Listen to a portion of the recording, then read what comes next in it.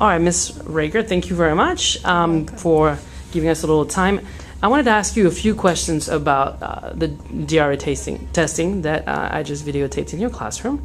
And my first one would be, would you take a few minutes to explain to us a little more the process of the testing? How do you test the kids? How do you use the information? Certainly. What I do is the very first time I ever test a student, I try to wait a few weeks into the school year to get to know them a little bit, their choices of their reading material, and I am very observant as to how do they read. Do they get halfway through the book, say it's boring, and stop? And if they do, I take a look at the book level. If a book's too boring, that means it's too tough, normally. So I try to look at that, and then I'll use that to gauge, okay, when they come and sit with me, I'm going to think, what grade level do I think they're on? Now, I can't come and assume they're in 6th grade. At the beginning of the 6th grade year, they should be on a 5th grade level, 6th grade reading level. But I cannot assume that. I have to be observant first. When they come in, though, let's just say it's a general student, 5th grade, I will give them 4 books that come in the DRA kit, 2 fiction, 2 nonfiction, and they get to choose. So that way they'll own the test. That way it'll be more applicable to them. So they'll choose, and we'll say they chose this lights, camera, action, nonfiction test. Okay? They'll read out loud to me from the book, like you saw before, and I will do some documentation as they read out loud to notate the inconsistencies, errors, miscues, and corrections that they make. They'll read the whole thing in its time, and on this, these are copies that I made in a way that works for me, but on it, it'll be a simple rubric. If it gets into the instructional or intervention stage for either the number of miscues or the words per minute, the time, then I stop and I go to a lower level.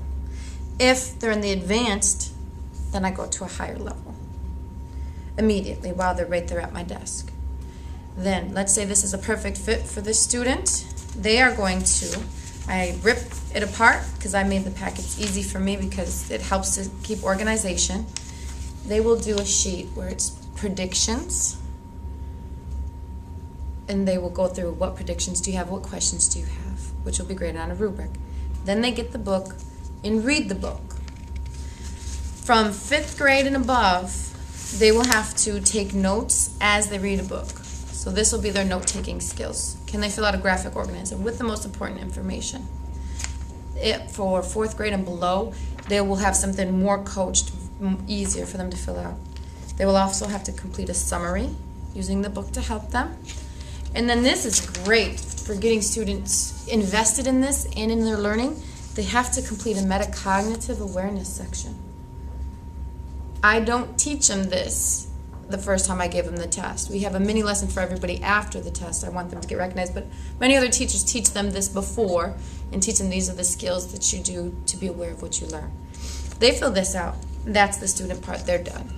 I take over and I look at it, and there's a rubric attached to each test, and I go through and I grade the student on the rubric.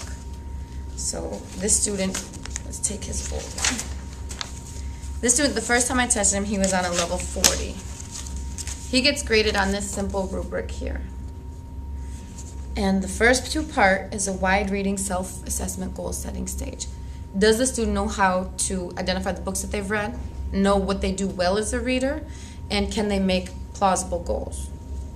This section here is also, again, for language arts. It's how well did they read out loud? Did they read with expression? How did they phrase? Did they stop appropriately at all punctuation? The time, like the right words per minute, how accurate were they? But this bottom section is very interesting because I can now take this and put it in an Excel spreadsheet, which I do, and give it to all of the students' teachers. And they can see, now, how good is the student at making good questions, thick questions, and predictions? How well does the student, is it able to summarize information? Take the note literally by being able to look back at the text, interpret the information, reflect upon it, and the whole metacognitive awareness. So now the student's taking the test. Maurice did. We did this. There's this wonderful page also in this packet, which is my focus now for this student. And I'm able to look and say, based on the rubric, you know, I'm going to practice him his oral reading strategies and teach him to keep a reading log. But also right here in the summary part, that to me was more important than anything else, because a student in 6th grade needs to be able to summarize the most appropriate information, not only in my class, but in all their other subject areas. And this is where I now instructed him. So now during the second test, so now test 1 is done, now we're on test 2. The student did make it up to the 5th grade level, and now we'll look at how well was the student able to summarize the information, which he did finish, but it's not great. But how well was he able to summarize the information, and did they make any improvements or not? How do you use this information? Because you don't, so you give this test, and you give this test maybe, what, a month, 2 months later? What is it? Or 3 months later. 3 months so later. At the beginning of the year, around halfway through, and then right before the EOG. So in between 2 testing sessions, how does that data that you get out of the testing drive your instruction and the work of the students? Fabulous. Take me 1 second to grab something. Oh. It's going to take me maybe a second or two. Here it is. It comes with this wonderful spreadsheet in the text, the book. And I don't know if we're allowed to show students' names, but basically, so this is at a glance for me per student. However, there is this page right here, which shows me block 1. I can do, again, I input all this into an Excel spreadsheet. I can do, the class level like that, but then I looked at these. And it's with any data-driven instruction. I look at the numbers and ask myself, okay, what do I see going on here? At a glance, we can see the entire class needs help, besides one person. So now I have my student teacher. The entire class, we need help on setting goals, realistic goals. This is going to be an entire class lesson. For the expression, you see 1, 2 students who need help. So now when all my students are doing an activity, I'm going to pull those 2 into mini groups, and we're going to work on reading with expression. And same goes for all. The ones where the whole class scored poor on, we're going to do whole class, versus some that just need a few, we're going to go and do mini groups. So whole group, small group, based on that data. Now also at the individual level. The students, when I was there, it was clear that they were aware of their data. Yes. How do they use that data individually? What have you noticed when it comes to the impact that knowing this data has had on their motivation to read and their willingness to read? I've shared this part with them minimally. They know that they need help when they come to me in a mini lesson, but they don't know it's directly resulted in the DRA. This time around, they did take more time, because I was able to go back and say, look, you did poor on summarizing. Remember the summaries we've been learning? Really put your effort into it. So kind of coaching them to bump it up a notch. But I focus more with my students on their reading levels. Right. And so how is that information, impact them? Impacts them because you have to read on your reading level to get better. So students who are on 6th grade reading level, we now make the goal, where do you want to be at half the year? 7th grade reading. Okay, here's what we do.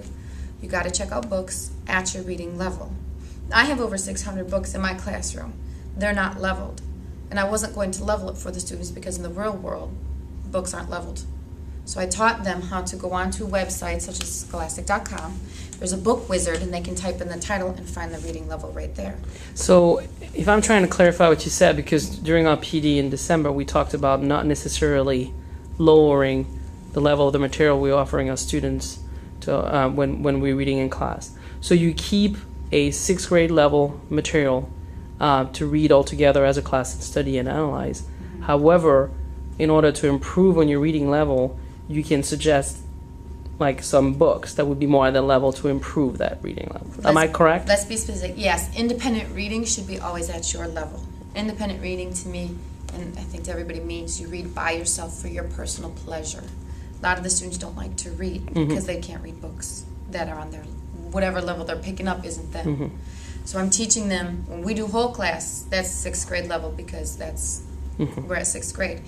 And we teach some of those skills that you saw. I can now teach summarizing 6th grade informational materials that we read together. However, when they read independently, they can go on websites, they can go in the media center, there's sticker color coordinated books that are for AR, find their reading level and read their things. And students have become involved and invested in this because they understand the books, because their little reading log has now 3 books down, 4 books down that they've read apart from what we're reading in class.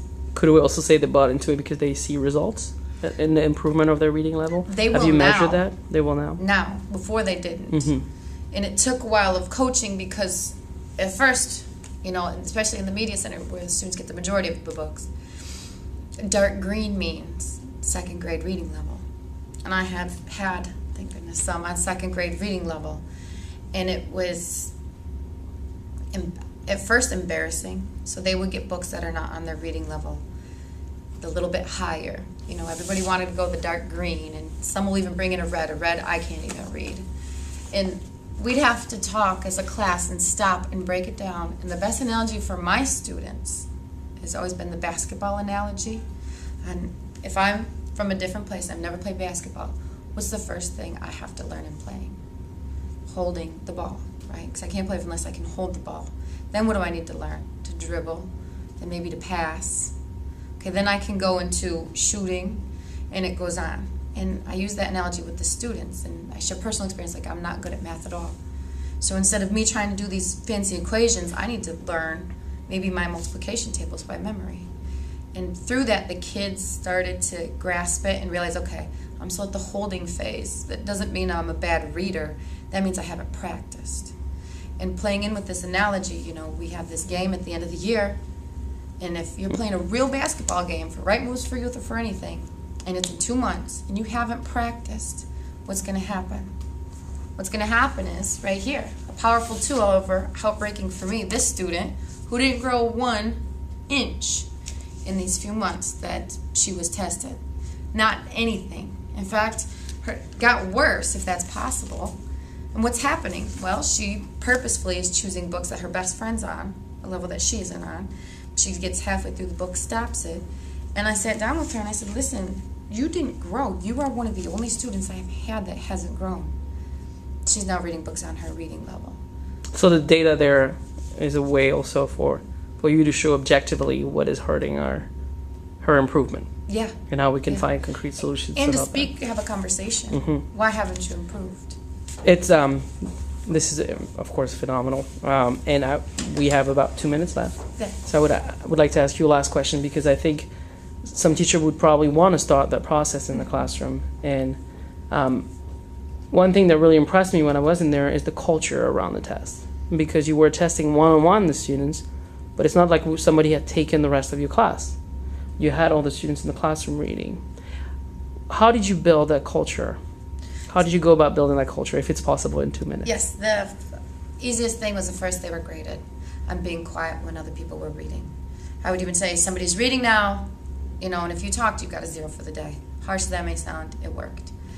Also, they were able to read when somebody was talking and reflect on it. Okay, this was terrible. And they were blaming other people and